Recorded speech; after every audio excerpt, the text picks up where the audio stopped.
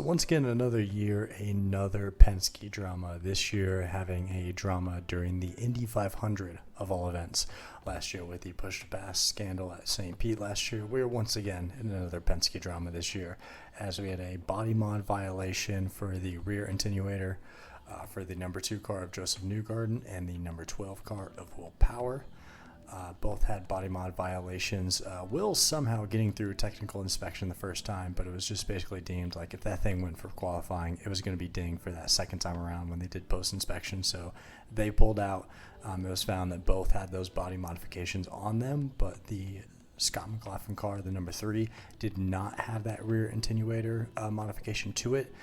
So for anyone wondering, the rear attenuator is just a part on the back of the car that helps with kind of the cushion the blow a little bit in terms of if there was something hitting the back of it or if a driver hit the wall to kind of protect them a little bit. It's a spec part though, and the issue with the spec part is you cannot change or modify anything on that part. It has to basically stay the same across the field. That's what we have in the whole IndyCar series is we have a few spec parts. It's viewed entirely as the spec series, which I would disagree with, but we do have spec parts in it that's kind of the same across the board, and that is one of those. So it's kind of a weird situation right now as we have a team that has a high notoriety in the series, but is kind of stooping to these levels of bending the rules a little bit, as we're going to get into a little bit later. That kind of creates an awkwardness as we have an owner of the series, an owner of a team, and the owner of the Indianapolis Motor Speedway, that his team is once again involved in another scandal for another year.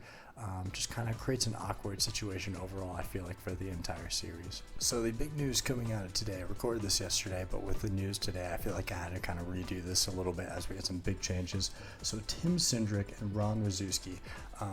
Tim Cindric was the strategist for the number 2 car of Joseph Newgarden. Ron Rzucki was the strategist for the number 12 car of Will Power. Both of those guys were suspended for the remainder of the Indy 500 because of the infractions this past weekend. Both have since been fired from Team Penske. That coming out today, both were fired. And then also the GM Kyle Moyer. So all 3 of those guys were fired from Team Penske today, which is absolutely massive news for the entire series and for Team Penske in general. Some big changes going down over there. It was kind of thought after this being the second infraction for Cindric and Rzucki. Was there going to be repercussions this time, as there wasn't really any last year? I felt like more so a slap on the wrist. Of course, you had the $100,000 fine to both the number 12 and the number 2 car, and you had the grid changes with them being removed all the way to the back of the field, having the worst pit spots in the entire race for the Indy 500. It was going to be interesting seeing what was going to happen afterwards, if we were going to have any kind of long-term situations with this. I thought yesterday when I was talking about this in the video that I made, that I thought those 2 should have been fired. If you're going to take this situation and look at it, it was 2 people that are repeat offenders for one of the biggest brands, the biggest team in the entire IndyCar series, that being Team Penske.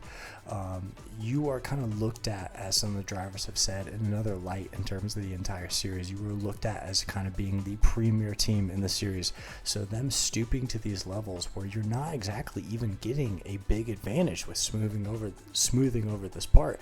You're just basically giving like a fuck you, I can get away with what I want because I work for Team Penske and you guys don't. So that's kind of the message I feel like it sends to the other teams here, is that, hey, we can get away with things because, you know, the guy who owns our team owns the entire series. It's a conflict of interest, I think, is the biggest issue here. It's not the fact that they are cheating and getting away with it. It's the fact that they are cheating repeatedly from a guy that owns the team, that owns the entire series. It's a conflict of interest there. If you have one team that can get away with it and kind of give the middle finger to the other teams, what's kind of the incentive to the other teams to kind of continue on going when they know this top team can kind of get away with whatever possibly? You know, that's not exactly the case, but that's the thought in people's heads right now. So I feel like that's the big controversy from this.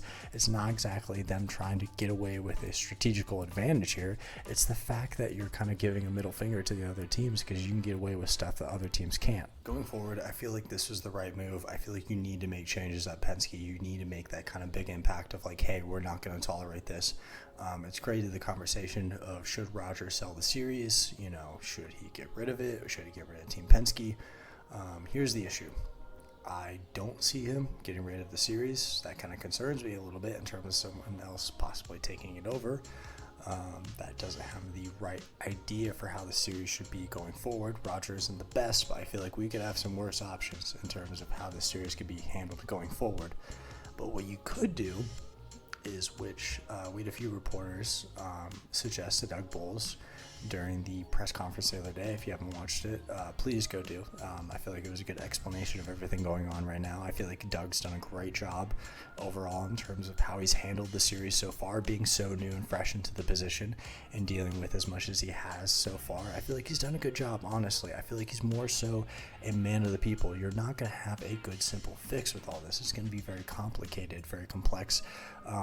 And you're going to have people that are pissed off no matter what decision you make with this. So I feel like it's very difficult to kind of create the perfect storm going forward. I feel like it's going to be a difficult process no matter what you choose. So I feel like he's done a really good job in kind of handling things so far. But I feel like how you go forward with this is, which the reporters have suggested, I believe it was Marshall Pruitt, suggested possibly having a independent body covering the rules for IndyCar, so it isn't up to Roger Penske's team or someone over there, you know. I feel like that is the best possible solution if you're going to think of something in the sort of short long term, for like next year, for example, going forward, possibly having an independent body covering the rules for IndyCar, covering the technical inspections beforehand, having a more in-depth search with those. Something you could possibly do to kind of create more of a calming feeling for the other owners in the series, that no one's giving a kind of advantage up on them. Creating more of an even playing field, I feel like, amongst the owners. I feel like that's kind of the feeling right now. It's not much of like, hey, we need to kind of halter things a bit. It's kind of, hey, we want a level playing field right now. How can we kind of create that?